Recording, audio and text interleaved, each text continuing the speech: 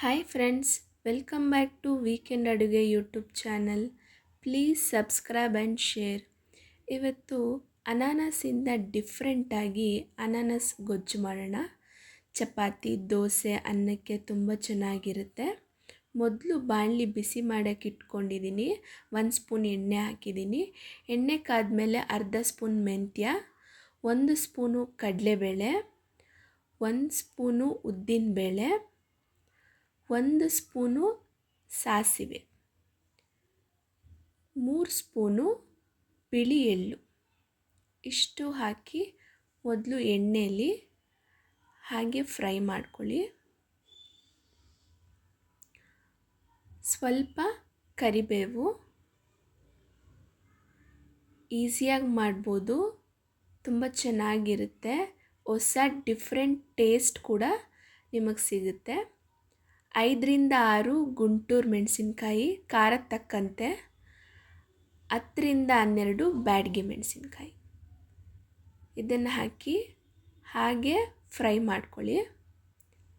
ಸ್ವಲ್ಪ ಇಂಗು ಪುಡಿ ಹಿಂಗೆ ಹಾಕೋತಾ ಇದ್ದೀನಿ. 1 ಬಟ್ಲಷ್ಟು ಕೊಬ್ಬರಿ ತುರಿ. ಕಾಯಿ ತುರಿ ಹಾಕಿದ್ರೆ ಅದೇ ಬೇರೆ ಡಿಫ್ರೆಂಟ್ ಟೇಸ್ಟ್ ಕೊಡುತ್ತೆ. ಕೊಬ್ಬರಿ ತುರಿ ಹಾಕಿದ್ರೇ ಬೇರೆ ಟೇಸ್ಟ್. ಅರ್ಧ ಸ್ಪೂನು ಅರಿಶಿಣ. ಕೊಬ್ಬರಿ ಹಾಕಿದ್ಮೇಲೆ ಜಾಸ್ತಿ ಹುರ್ಕೊಳ್ಳೋ ಅವಶ್ಯಕತೆ ಇಲ್ಲ. ಬಾಣಲಿ ಕಾವಿಗೆ ಅರ್ಧ ಫ್ರೈ ಆಗಿಬಿಟ್ಟಿರುತ್ತೆ.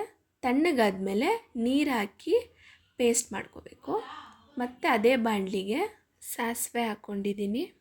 ಸಾಸಿವೆ ಚಟಪಟ ಅಂದಮೇಲೆ 1-2 ಒಣಮೆಣಸಿನ್ಕಾಯಿ, ಕರಿಬೇವು, ಸಣ್ಣದಾಗಿ ಹೆಚ್ಕೊಂಡಿರೋ ಅನಾನಸ್ಸು.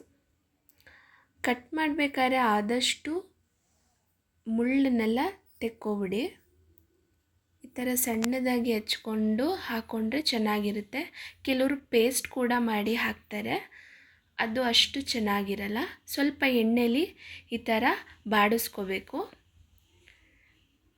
ಬೆಲ್ಲ. ಅನಾನಸ್ ಹಣ್ಣಲ್ಲಿ 0 ಕೊಲೆಸ್ಟ್ರಾಲು ಮತ್ತು ವಿಟಮಿನ್ A, B, C ಇದೆ.